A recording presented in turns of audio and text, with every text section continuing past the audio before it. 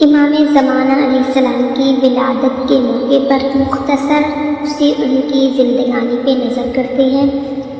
ماہ شعبان 255 ہجری کی 15ویں تاریخ صبح جمعہ کی مسعود ترین ساعت تھی کہ جب پیغمبر اسلام کے آخری وارث اور سلسلہ امامت کے 12ویں اور آخری امام کی ولادت بسعادت ہوئی۔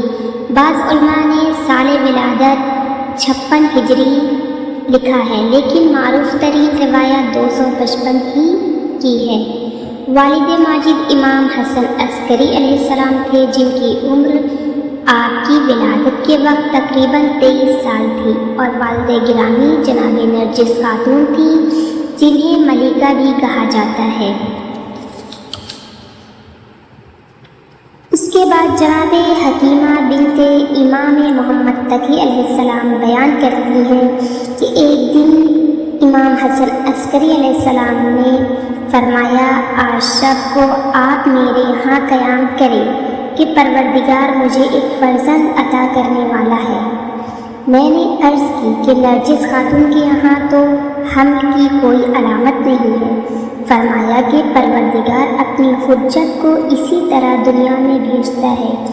جناب مادر علم حضرت موسیٰ کے یہاں بھی آثار حمل نہیں تھے، اور بالآخر جناب موسیٰ دنیا میں آ گئے، اور فرعونیوں کو خبر بھی نہ ہو سکی۔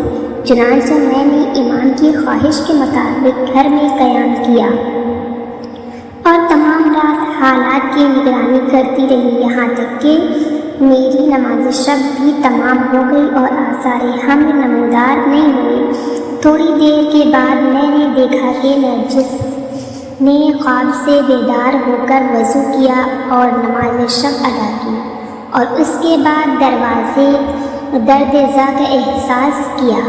میں نے دعائیں پڑھنا شروع کی۔ امام حسن عسکری علیہ السلام نے آواز دی کہ سورہ انا انزلناہ پڑھیے۔ میں نے سورہ قدر کی تلاوت کی اور یہ محسوس کیا جیسے رحم مادر میں فرزند بھی میرے ساتھ ساتھ تلاوت کر رہا ہے۔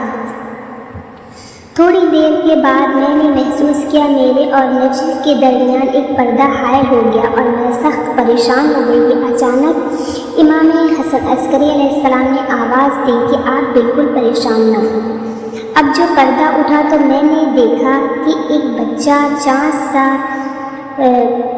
روب قبلہ سجدہ ریز ہے، اور پھر آسمان کی طرف اشارہ کر کے کلمہ شہادت زبان پر جاری کر رہا ہے، یہاں تک کہ تمام ائمہ کی امامت کی شہادت دینے کے بعد یہ فقرہ زبان پر جاری کیے، خدایا میرے وعدے کو پورا فرما، میرے امر کی تکمیل فرما، میرے انتقام کو ثابت فرما، اور زمین کو میرے ذریعے عدل و انصاف سے معمور کر دے۔